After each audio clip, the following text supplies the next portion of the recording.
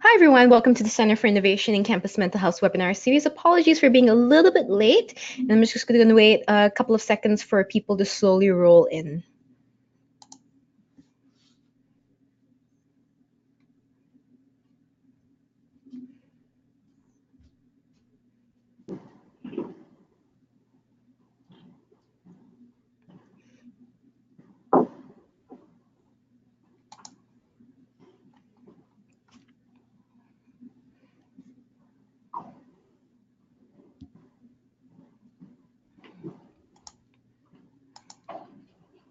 All right, so thank you all for joining us today. The topic that we're going to be talking about today is promoting physical and mental wellness on campus. So as usual, just a little bit of housekeeping before we get started. Participants are on mute while we are on the call, so you are in listen-only mode. We will be taking questions at the end of the webinar. So as the presentation is rolling, feel free to type in your questions using the question function on the menu, and I'll start taking them up around 1:45 or so. The webinar is being recorded and will be made available on our website as well as the presentation slides. An email is going to go out tomorrow with links to all of this, so don't have to worry about that. We do have a short survey at the end of the webinar, so please take a few minutes to complete it as the feedback is really valuable to us. I'm just going to introduce myself. My name is Perlin Ng. I am the Research and Knowledge Exchange Coordinator for the Center, and we are joined here today by Jim Harris, Dina Sheffer, and Kate Glasuk. Thank you for joining us today. So I'm just going to read out a little bio for everyone. Jim is the Director of Operations at CICMH Ontario. Jim has worked in mental health and addictions for over 20 years. During his career, Jim has been involved in numerous service collaborations that connect mental health with communities and partners. These include housing developers, the justice system, from police to courts, secondary schools, colleges, hospitals, sports organizations, and workplaces. So a lot of things. Jim is excited about the potential of mood walks and the college and universities across Ontario to advance the mental health of students. And then we have Kate, who has been coordinating Ryerson University's Mood Routes program since October of 2017. Kate holds a Bachelor of Arts in International Development from Simon Fraser University in Vancouver. She has a background in community and nonprofit work in both local and international settings. She currently studies in the School of Nutrition at Ryerson, and in her spare time enjoys yoga, spending time in green spaces, and playing with new creative pursuits. And last but obviously not least, Dr. Dina Sheffer, the Coordinator of Student Transitions and Retention in Ryerson University Student Affairs, is a learning specialist and co-creator of the Thriving in Action program. She facilitates Ryerson's Mood Routes initiative and the Portage Outdoor Education program and holds a doctorate in nature-based pedagogy. She is also a freelance education and wellness writer and a published poet. To keep nourished and well, Dina gardens, cooks, and savors hikes with her husband and 2 daughters. So over to you now, Jim. Yeah, thank you very much, Perlin. And just want to begin by thanking everybody for attending. We really appreciate your interest in mood walks, and also thank you to Kate and Deanna. Your experience in this program is really invaluable to us. And as the least experienced mood walker in this group, I'm so pleased they're here because mood walks has a history, and part of the history is the Ryerson program, and it is thriving today. And you'll hear more about this later, so I won't go too far into that because we have Dean and Kate here to talk about that. But before I begin, I want to mention, I guess I have to move my slide. We have partners in this program, so I'm really appreciative of their efforts and contributions. Conservation Ontario and as a key partner, and opening up their spaces to our participants in past projects has been really wonderful. Hike Ontario, and as you'll see if you go on the website, we provide hiker training, so hike leader training through Hike Ontario, a wonderful partner. And a new partner this year is OCASI, so the Ontario Council of Agencies Serving Immigrants. So we're really excited about what they bring to this project and to the opportunity for newcomers and students who are dealing with settlement issues. So, and obviously the Campus Mental Health Initiative, we have Perlin actually helping us today on our first webinar, so they're wonderful. Again, a great partner helping us to connect with campuses and to you folks. We use their listserv to get out to all of you, so we're really pleased with that partnership and support from campus. So thank you for acknowledging our partners. So what is Mood Walks? And most simply, it's a program designed to encourage and support the mental and physical health of students by exposing them to the combined effects or benefits, pardon me, associated with healing effects of nature, physical activity, and engagement with our community. And when we first wrote this slide or this description, we had the healing effects of nature was second, and our advisory committee very wisely told us that nature in and of itself is healing. And so not even doing physical activity or engaging with others, you still benefit from this. And so really the importance of the mood walks is really, there's different layers, but getting outside is really number one. Level of activity, that's individualized, and we'll hear more from Ryerson about how they've kind of managed their program to make it accessible for all and remove barriers to equate to the different levels of physical abilities.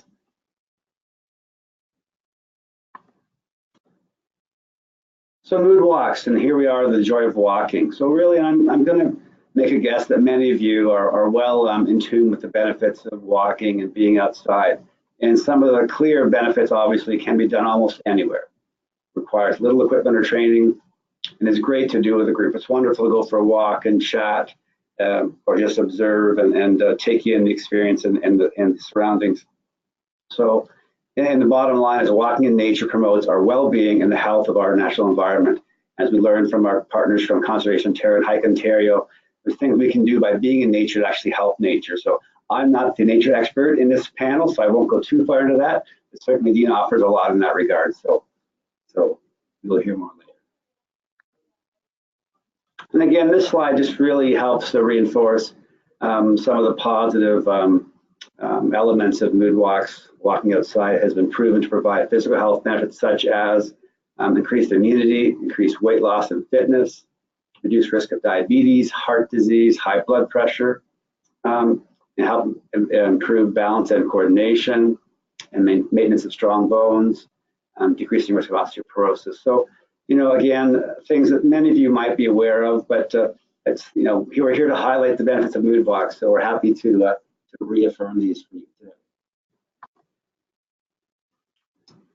And it's, like an apple a day keeps the doctor away. A daily walk in nature can be as effective as treating a mild case of depression as taking antidepressants. So certainly with Ontario having the third highest rates of prescription for antidepressants, it's really nice to see that there's other ways to manage depression, and certainly walking, talking, and being involved with other people in a positive activity are great ways to manage depression. So this is just reinforcing that in a wonderful way. And reduce the risk of mental health problems overall. Obviously, the best method is prevention. So this is a wonderful method of prevention.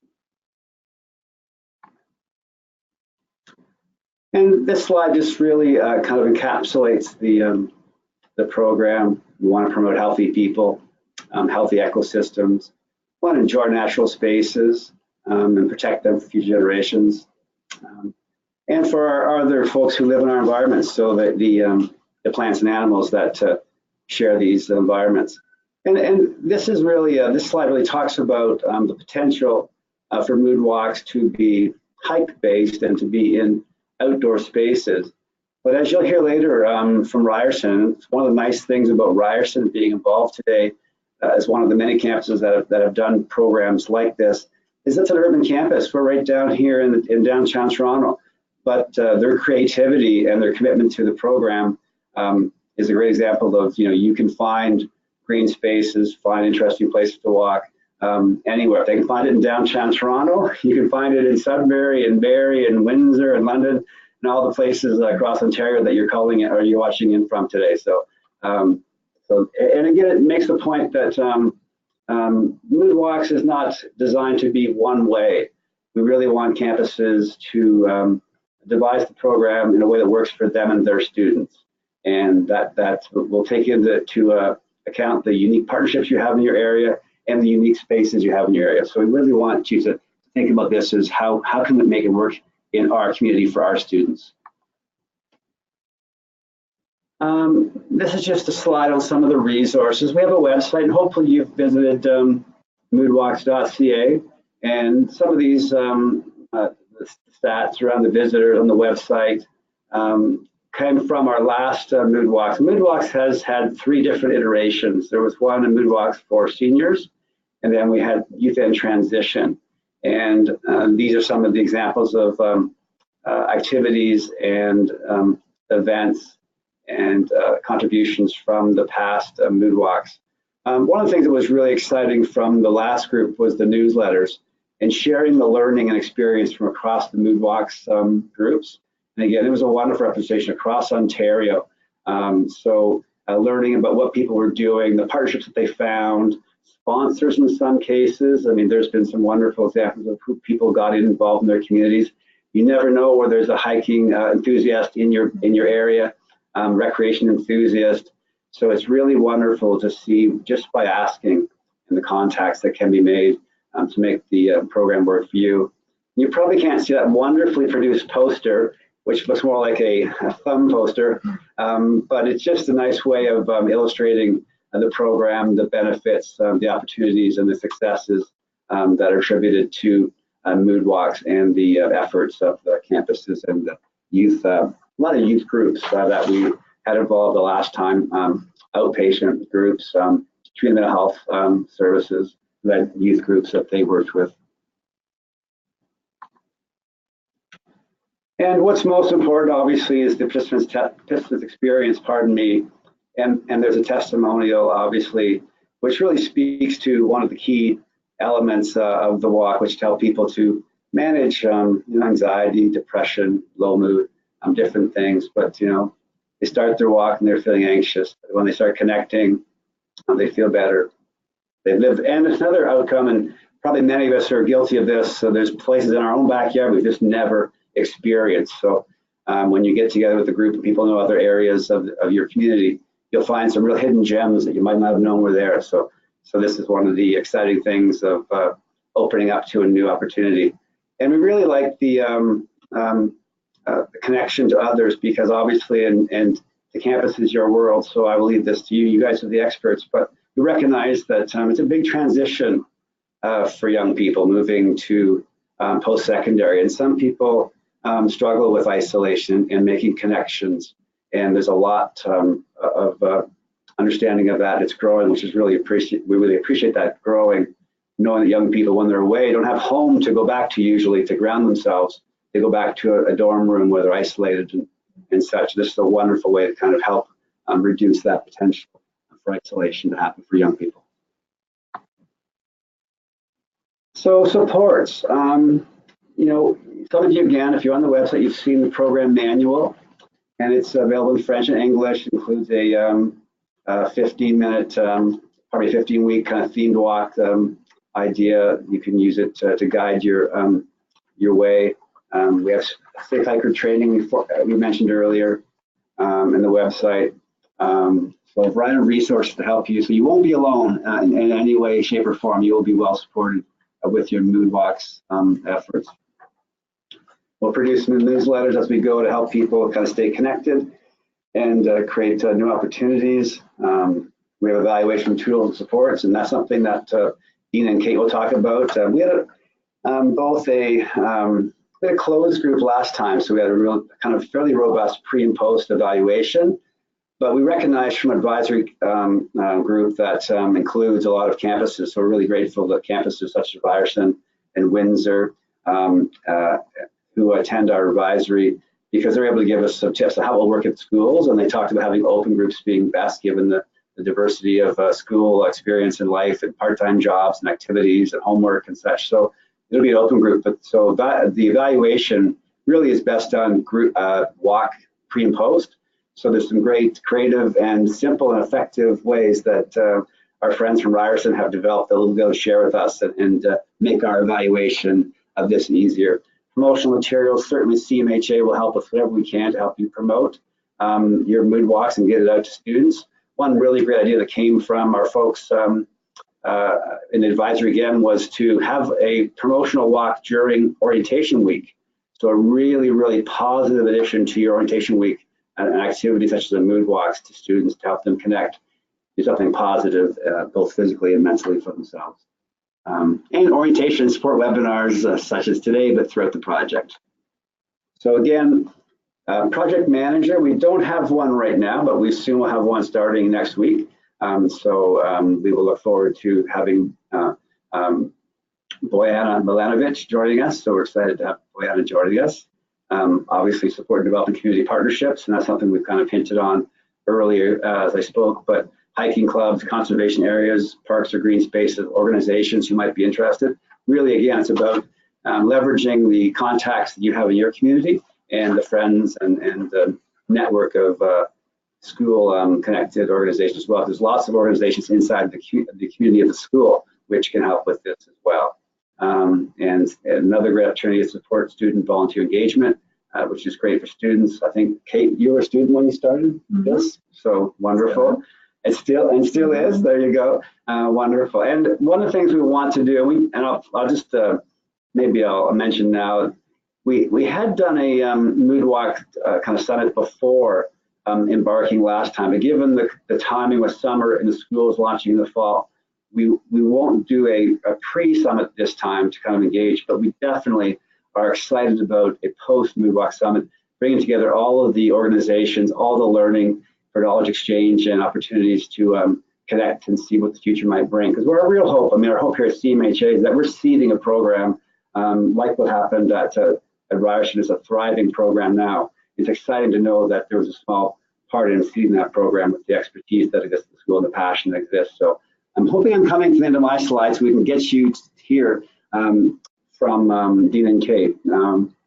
So again, somebody feeling that the mood walks help them feel healthier, more energetic, more at peace with themselves, less angry, less stressed. So really a wonderful testimonial to the success and what the mood walks brought to that participant. And this is my segue slide to Kate and Deanna, but again, McMaster, another school that has done a mood walks, and you'll see that they've renamed it, which is wonderful to see these names that make sense for the organizations and schools. So they called their group Walking in Nature Days, and they've been exploring trails around their campus since early March of last year. 10 to 15 students on a weekly basis. And they've got outdoor recreation club on campus. So again, a resource that they have that maybe you have, maybe you don't, but you'll have other resources that on your campus that can be used. But so it's really exciting to think about how other schools will take this idea and make it work for them. And on that note, I'm going to pass it over to Kate and Dina so they can talk about the wonderful program at Ryerson. Great, thank you. So we are from Ryerson University, and we have named our program Mood Roots, which is a Ryersonized version of Mood Walks, and we're here to tell you a little bit about it. So do you want to hit the next slide? Just a little closer. So this is a testimonial from one of the participants who comes regularly, who's saying that this is a bright spot in their week. No matter what's going on in school, they can leave it behind, connect with others, and see beautiful parts of Toronto that they didn't know existed. The person said they even started taking their own mood route type walks in their spare time, so it inspired them to make kind of a habit change within their own life. They say they come back to work refreshed and ready to tackle it all, and they look forward to it every week. So that is the wonderful kind of testimonial that we've been getting from our participants. So at Ryerson, the aim with Mood Roots is really to welcome everyone. That includes all bodies, all levels of fitness and ability. We really aim to be non-hierarchical. So what that means is the program is open to faculty, staff, and students. Regardless of age, status on campus, regardless of mental health status, we believe that it really uplifts and supports everyone in their well-being, and that everyone can benefit from getting out in nature and into green spaces on their lunch break. So that building of community between those different facets of campus, staff with students, students with faculty, is another thing that kind of sets our program apart a little bit, and we found it to be really positive. We also focus on accessibility. So you may have noticed on the first slide, we refer to the program as a strolling program. And the reason for that is that we don't want to be exclusive of anyone who uses a mobility aid or can't identify with the word walk. So this is for people who need any kind of accessibility support. We've designed our walks to be inclusive of them and accessible for them. So that's really important to us as well. and also just promoting embodiment or body-based kind of experience in an environment that is otherwise very cerebral and focused on thoughts and brain only. So getting back into our bodies. So our messaging on our promotional materials is to get moving, get grounded, and get lifted. And yeah, that's just an attempt again to kind of make it our own. We took mood walks and renamed it into mood roots for that reason, and just to focus on that accessibility piece. Yeah, so thanks so much for spending your lunch with us and talking about being outside, the great irony. We're really excited to talk about this. So how did this start? What was the spark at Ryerson? The spark was you guys in 2015. My boss and friend and co-conspirator, John Hanna, who is the director of special projects and storytelling in Ryerson Student Affairs, he and I were invited to bear witness to the 2015 Moodwalk Summit. And it was extraordinary because the folks who had been through the program the year prior, they were sharing their very heartfelt and tender and sometimes vulnerable and sometimes transformative stories. And when the coordinator of Mood Walks at the time said, you know, the next iteration is going to be youth in transition, John and I resoundingly said, oh my gosh, this, please, us, choose us. And so we participated, not quite knowing what would happen, but knowing that it felt good and it felt right. And for us, the poignancy too, as you mentioned, young and Dundas can be a real onslaught. And our student population is heavily commuter-based. And for some schools in the north around the province are also commuter-based in different ways. There's a kinship there, and we wanted there to be something. There was something there for us to offer, a right fit at Ryerson. And so that was the spark, is hearing participants tell their stories and the singing of that in 2015.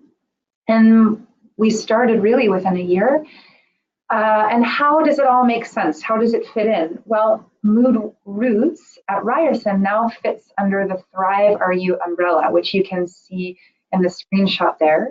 So Thrive RU is our campus-wide resilience programming led by Dr. Diana Breacher, who after 25 years of really sitting in sessions with students, wanted to create a kind of culture shift and say, what are the upstream preventative things that we can do to bolster well-being across the board, across the strata at a university?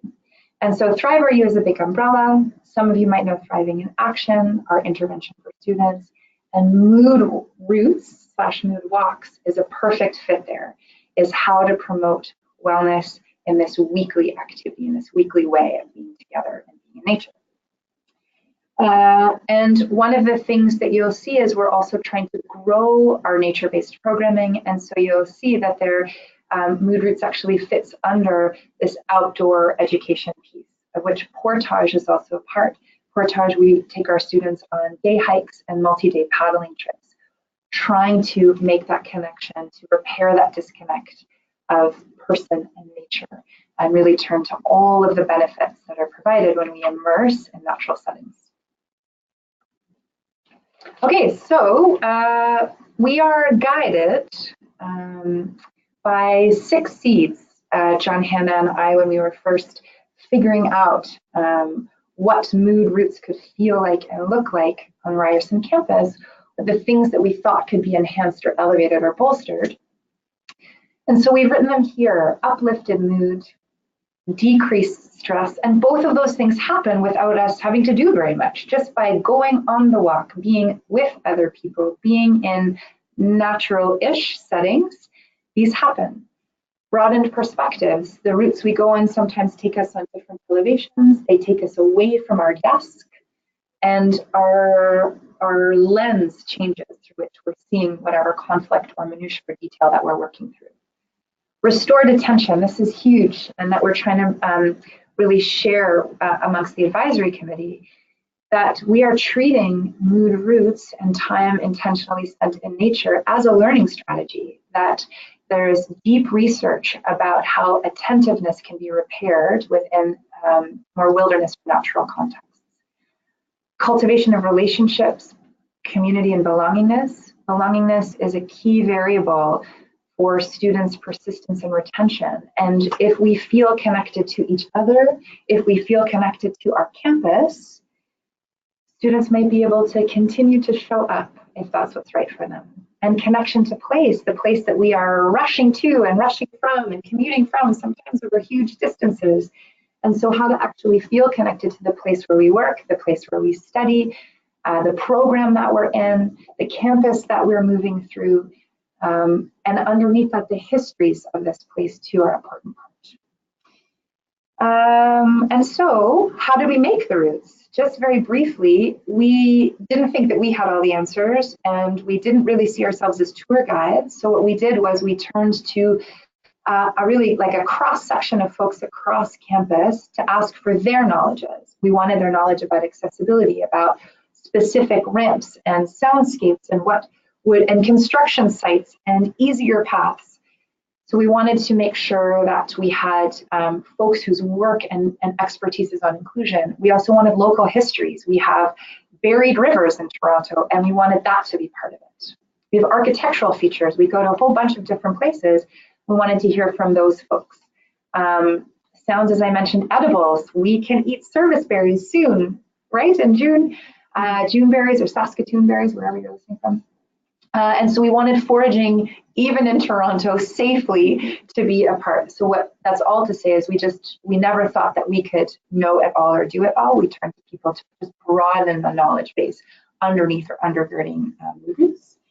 And just to say that some of our most amazing allies on campus, who would likely be yours too, counseling centers, they make direct referrals for students who they feel would be appropriate to be part of our open groups who might really benefit.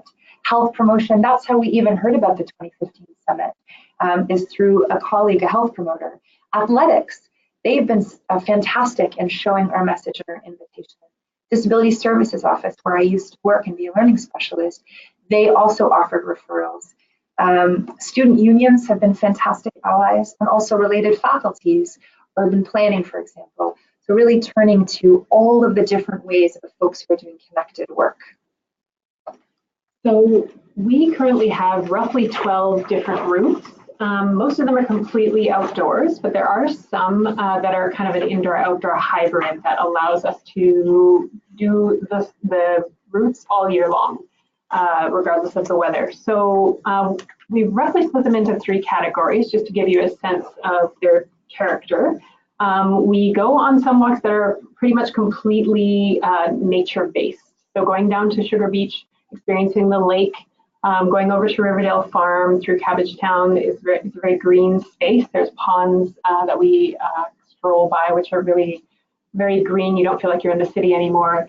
Same with Queen's Park and Philosopher's Walk over to U of T, also a very green and tree-lined route.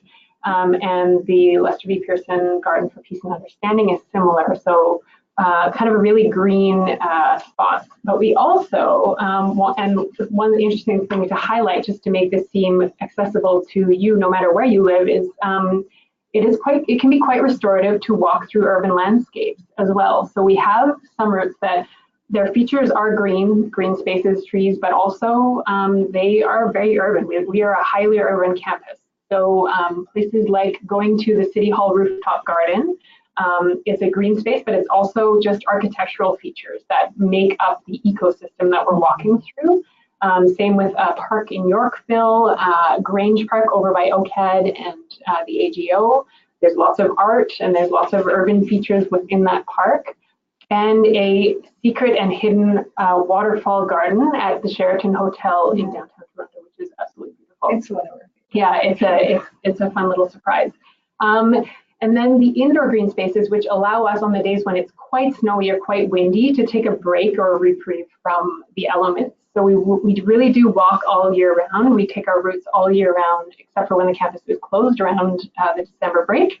So indoor conservatories that are run by the city, like Allen Garden and Cloud Garden, the St. Lawrence Market. We did a food route over there this winter, and the participants really loved it. It was just such a nice break for the senses and awakening for the senses. as well as a bamboo forest that's within one of the buildings at U of T. So a nice range of landscapes just to show you that it is possible to make do with what you have. And we'll go to the next slide. So logistically, I think for me, the main take home to give to you is that this is a very simple program. We operate with very little staff and on a low budget, and we're able to be very successful and robust and exciting in terms of our impact.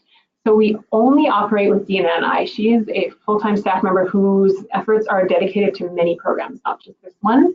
And then I came on board this past year as a student staff, so it's a work study position. And we also have two fantastic professional communication students who are our volunteers who run our social media. We'll talk a little bit more about them later. Our budget is very low, roughly $1,000 a year just for some of our printing expenses, for thank you gifts for our volunteers, that kind of thing, but really a very low budget program. So in terms of the week to week, what it looks like, we have anywhere from 2 to 15 and sometimes a little bit more strollers, so folks who join us for the route. And we really are okay with going with a small group. Like, it's just as beneficial for us to take a small group out, and we have a group of regulars who come every week, as well as some folks who come and go. It's a totally open program, so we never know who's going to show up, but there's always some folks, and that's good enough for us.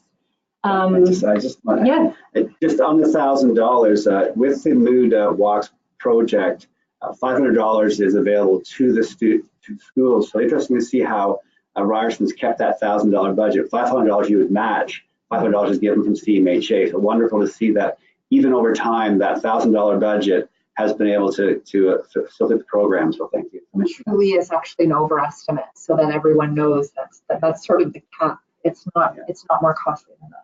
Yeah, thank you for that. No, I appreciate that. So we meet once a week at 12 noon at a central location on campus, and our routes tend to be an hour to an hour and a half in length. And because we have 12, we tend to visit each route roughly once per season. So that's another thing that kind of varies. It's a very different experience walking through Queen's Park in the fall versus in the spring versus in the winter. So that gives kind of another layer of interest, and for folks who come regularly, a mindfulness opportunity to notice the seasonal changes. And we really do run every week that the university is open. Yeah, so how do we get people to come? We ask all of our channels through Student Affairs, also through Thrive Our Youth. So for example, our Thriving in Action students. That's now become a way that they can stay connected to each other and to us, and to enact some of the strategies that we highlight. Student unions, they are very, very helpful to us in getting the word out. And as I mentioned, Counseling Center, our DSO, and nature-related academic programs. But HR has also been a huge support, and they put us out in their bulletins. And so indeed, we have staff, we have faculty, as Kate mentioned, we have student staff, and we have students all coming in different clusters, in different numbers every week. In terms of social media, we have an absolutely stunning Facebook page, and I feel really good about saying that. I have nothing to do with it. Please take a look at it. Leslie Sinclair and Miranda Diaz do astonishing work with their giftedness around professional communication. And so it can highlight what's possible. The imaging, the messaging that they put out on Facebook is quite inspiring. Instagram, we have an Instagram following, Twitter to some extent, and we have our own campus-wide platform called Connect Our You. And in terms of media, we've been very fortunate to have some the support. So Ryerson Today, the Ryersonian, and BuzzFeed, there was a BuzzFeed article about us.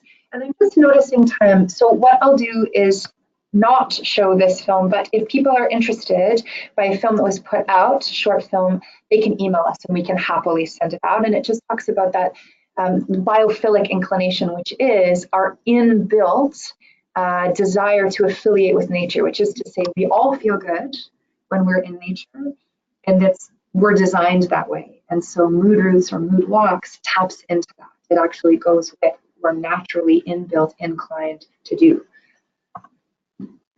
So one kind of fun thing that the team had running before I came on board is an unusual way for gathering feedback, participant feedback, and assessing our impact. And that is what you see in front of you called an emoji card. So it's a postcard-sized feedback form, essentially, that we use every week, pre and post walk. So the idea is that if we can create a mechanism for collecting feedback that is more engaging, so more fun, but also more accessible between linguistic barriers, between all sorts of barriers, then we're probably more likely to collect more regular feedback and more honest feedback from participants if they don't mind filling it out. So emojis were chosen for their accessibility and the sort of universality of the language of emojis across the globe. The feelings that are represented on the emoji cards are based on a validated metric called the Brief Mood Introspection Scale. So we used something a little bit more robust to inform which feeling states we were going to profile on the card. And yeah, the idea is to collect feedback before and after every walk. So we do it before we go, and then we take, again, feedback after we've left. And on the next couple slides, we have some of the feedback that we actually compiled from participants. So these are the feeling states, and the lighter color is the after. So these are kind of more of the positive feeling states: contentment, happiness, liveliness, energy, and calm all seem to go up, with the exception of the liveliness. And we have some questions about the utility of that particular emoji and how easy it is to understand. We have a third version of the emoji card coming that has some words to help guide people in case they don't speak emoji. And yeah, and me too. I'm not quite of that generation. So the kind of more negative side of the spectrum: grouchiness, annoyedness, sadness, gloominess, illness, and tiredness. Tiredness is our biggest kind of drop. So just shows the profound impact that this very simple program can have on people's feeling states in the day-to-day. And so to close this beautiful testimonial, Mood Roots quickly became the highlight of a busy week, something that could be relied upon to reduce stress and inject an hour or two of movement and fun into the day. Rain or shine, our weekly adventures help me de-stress among an unlikely community of students and faculty. We're gonna, I know at the end, take questions, but there might be some that come up for you in a week's time, in a month's time, 6 months' time. So please feel free to reach out to both Kate and I whenever it feels right. We so believe in this program. It's an example of high touch, really low cost program that supports really wellness broadly. So please don't hesitate to get in touch. We're always excited to talk. Thank you. And this slide just shows some of the potential, obviously, with the lead being the college university, and the potential partnerships that exist for you. Again, as Dean and Kate mentioned, and I'd had earlier, it's really, you know, the possibilities are really limited only by your imagination and your contacts and your efforts at your campus. So both inside the campus and outside the campus, and even recently just Exercises Medicine on Campus is a new group that has student leads across the country that we connected with recently. We're excited about working with. So there's lots of partnerships. Coleman, for example, last time they provided backpacks for all the leads. Exciting again, they're going to do that again this year as well. They're going to provide backpacks for our leads. So just really great opportunities and to involve as many people as you think are required to make your group successful. So that's really the point of that slide. And also want to mention quickly as far as the conservation partners, and Kate did a good job of describing how accessible the group is at Ryerson. Conservation areas have accessible routes and trails. So to get out into those conservation areas, which they'd love for you to do as part of your mood walks, they have accessible routes as well. So that can be done. This slide really, this slide says to me that this program is for everyone. So no need for us to go down through the list, but that is the important message, that this program, our goal is, our hope is that it is for all students. And I really like that Kate and Dina mentioned faculty. And again, from our advisory, which is an incredible group, our advisory group with both campuses and outdoors enthusiasts and conservation representatives and community representatives, talked about the importance of having faculty or staff to help keep the program moving. Obviously, students move through the program, but having those leads is really is a great way, as shown in Ryerson, to keep the program moving forward and supported. And again, and I was really excited when Dina talked about what got her involved in the program was the summit, and hearing the participants talk about their experience, and that's wonderful. And these are just, again, as you read them as I talk, more testimonials about what the group meant for people or provided for them. So those are really great, great to be able to reinforce and to hear. And I want to leave room for questions, so I'm going to not be on these slides too long. I've mentioned before, and we really want to again talk about conservation areas and the authorities that provide us them access. Again, entrance fee waiving on some sites, a link to help you with your walks. These folks were able to get some forest therapy and meditation along the woods, and they thought it was very neat, which I think is very neat as well. So just again, the partnerships with Conservation Ontario and Hike Ontario are incredibly valuable. And again, when we get into more details, obviously, as we talk, Hike Ontario provides the training free to the school. So again, hike lead training offered free to people, which is a wonderful advantage. And there we are. That's where we are right now. That is downtown. That's Dundas and Chestnut Street, where we're sitting at the corner of. So again, the successes, and Dina and Kate have talked about them. There they are. Walking. Some people, they increased their walking distance. What they were able to do when they first started the program, they were able to increase, which is wonderful. They both improved their mental health and connecting and group belonging. A memorable experience, which is really neat. The experience of being memorable. That's a wonderful. To create memories is an exciting piece of the program. Engaging hard to reach individuals. And one thing, and we talk about in some of our promotions, if you read deep into the website and things, was prioritizing our students who are experiencing mental illness or at risk of mental illness, and students who are struggling with settling newcomers.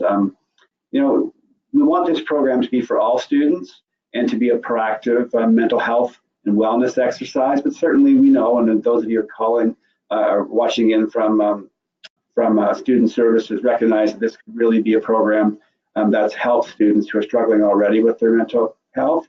So we recognize that, and yes, you are correct if you're thinking that does show advantages. And you can transition the previous group. There were a lot of groups from CMHAs that provided services, social intervention programs, youth programs, that was their group that did the program. So definitely came with mental health experiences prior to the group and saw the benefits. And that's just a picture of some really, really motivated group that did a wonderful pictorial on their chalkboard to promote the mood walks, and used our poster within it, did a wonderful job. So that had to be saved for posterity because it's so well done. So we like to look at that slide because it reminds us of the excitement of mood walks that exist amongst our groups.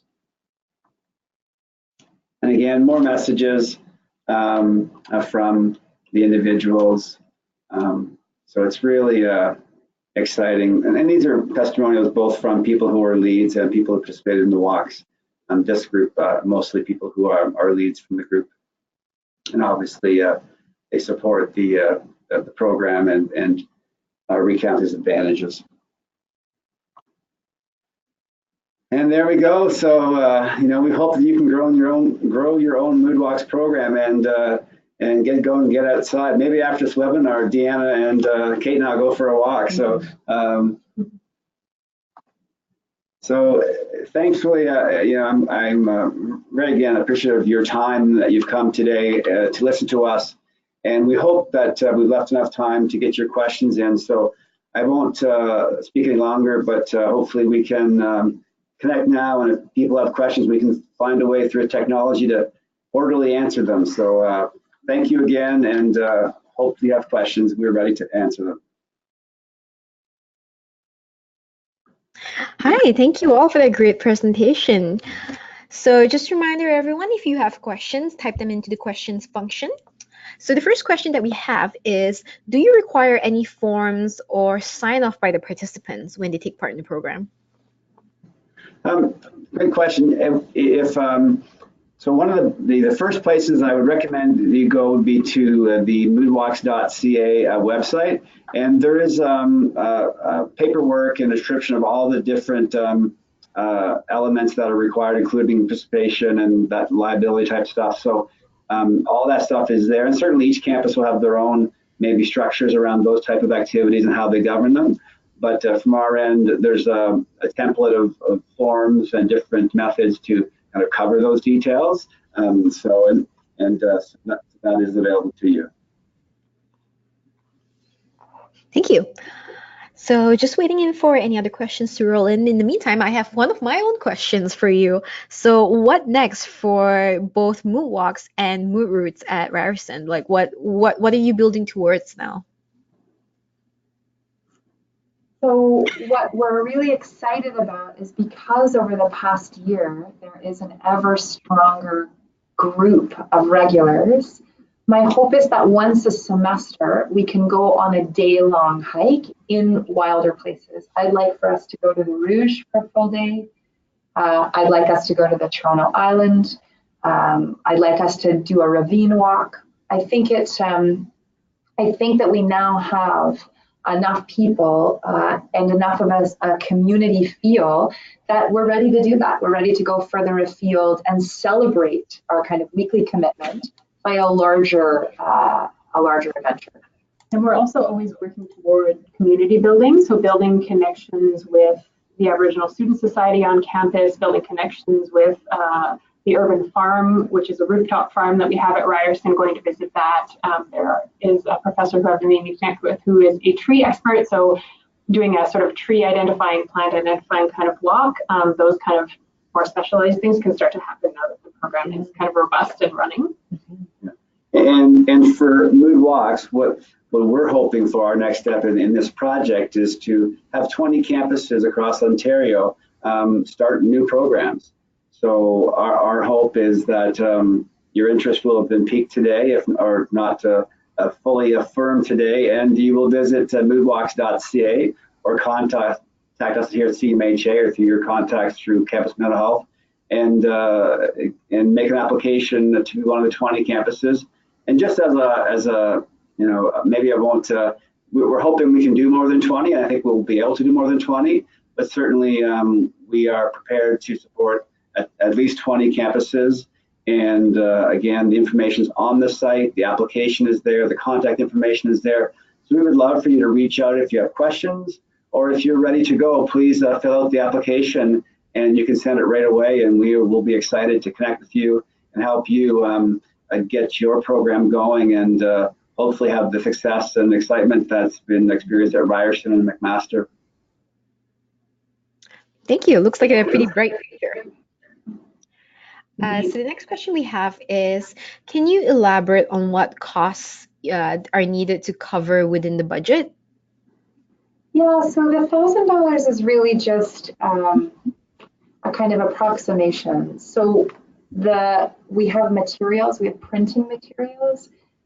To recruit, we have a flyer that goes out and sits at the various schools and the faculties, at the counseling center office, at our accessibility office, so across campus. So printing costs of those, printing costs of the emoji cards. So sometimes we'll have 20 people come out on a walk, and it's just one card, it's front and back. But that printing costs so over the course of a year. Leslie and Miranda are volunteers who really make the social media presence shine. We purchased a gift for both of them. So these are really the major costs, which are to say that they're pretty minor costs. Mm-hmm. And some might use their budget for transportation. Some, if there's small fee to enter an area that they want to walk. They've chosen that as uses of their fee. And again, for the 20 schools, or hopefully a bit more than 20, to get that interest, $500 will be provided, and the only commitment is to match that. So that would be a $1,000 budget, which again is that hopefully contribution that allows the school to invest and then continue. Because really, obviously, we would love to see these programs that get started and seeded through Mood Walks for Campus Mental Health continue on and have the experiences and the excitement and the growth that Ryerson and McMaster have experienced. Thank you. Next question is, you mentioned hard to reach individuals. So could you please expand on initiatives, communications, and ways to approach and engage these people? How do you promote participation among typically underrepresented population groups? Yeah, so can I take this one? So again, working with our allies across campus who often are kind of part of the informal early alert network, if they feel like a student might benefit from a very, very community-based group, a group that is outdoors, a group that connects people to the actual campus and nearby surroundings, we get lots of referrals. And so anecdotally to share that one of our most regulars, this was the highlight actually of his university career so far. He's going into his 5th year, and he is a student who very much struggles with isolation, with video game addiction, with depression. And so 2 things to highlight. One is, while it wouldn't be appropriate for a student who's experiencing acute distress in that moment, but students who are working through anxiety or low mood, loneliness, bereavement and grief, it can be a catch-all because of its very buoyant nature. And part of the reason it works is because you can imagine if the 3 of us were walking, our relationships are being built not by the intensity of looking into each other's eyes, that the sometimes intimidatingness of that intimidation, of that gaze, but rather we're walking side by side and our focus is in front of us and around us, and we're building that bond between people, but we are commenting on what we see, a squirrel, architecture here, a particular plant. And so it is one way for students to work through that isolation and build togetherness, but the stakes and the feeling is softened, it's kind of dissolved a little bit.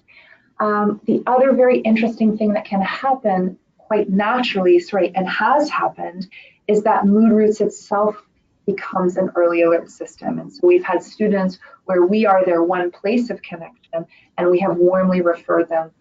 They continue walking with us, but to appropriate counseling services, for example. So it is a patch, a basin, and it is a community that can very quickly respond and refer. I think I also want to point out that McMaster's, one of their tremendous successes has been with international students who might be at higher risk of feeling isolated as they begin to build their network and support system, often so far away from home. Thank you. I really like that, using nature as sort of a mechanism or a buffer to help with social connection. And I imagine it would really help with people who have some sorts of social anxiety. Yes. That's really great. Yeah. Yes.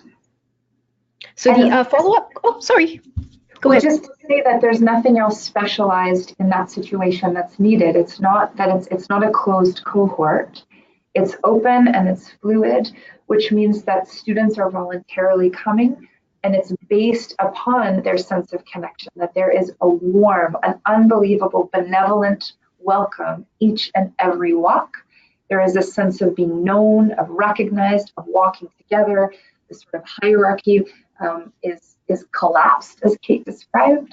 So we are with each other, moving, spending our lunch hour amidst the little pockets of green space that we have. I imagine everyone else who's listening has more abundant green space than Toronto, sharing in that beauty together.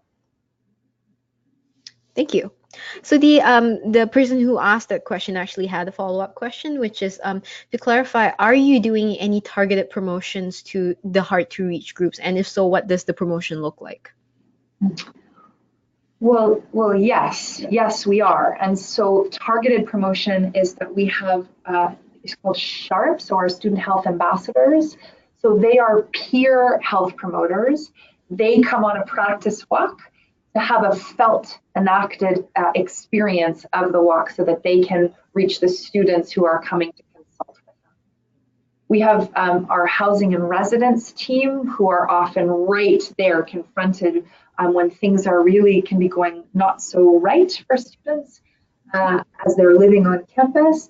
They are allies and send their students, and our targeted is that they have the pockets of flyers and the knowledgeable language about how to get people to come out through all of the student unions. So working through that kind of structure so that they are sending out to the relevant groups. And then we have all of our point people who are in service of students who essentially are hard to reach. That's how we're doing it, through our closest allies. That's great, in the spirit of collaboration. Yeah. All right, so we're almost at 2 o'clock now, so I think that was the last question that we had.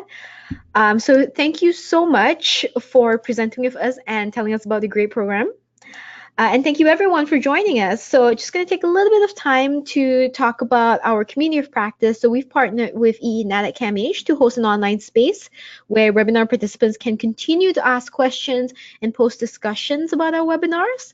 So that link to the community of practice is going to go out tomorrow in a follow-up email. So feel free to join the community of practice in case there's, there's any questions that, you want to continue asking, or in fact, reach out to our presenters via the email in the presentation. Our next webinar is going to be a collaboration with the University of Toronto's Ontario Institute for Studies in Education. That's happening on June 6th. It's going to explore how teaching faculty can recognize, respond, and refer students experiencing mental health challenges on campus. So do keep an eye out for the registration link. That's also going to go out in that email. And don't forget the survey that's going to pop up at the end of the webinar. Thank you so much, everyone, for attending. Thank you. Thank you.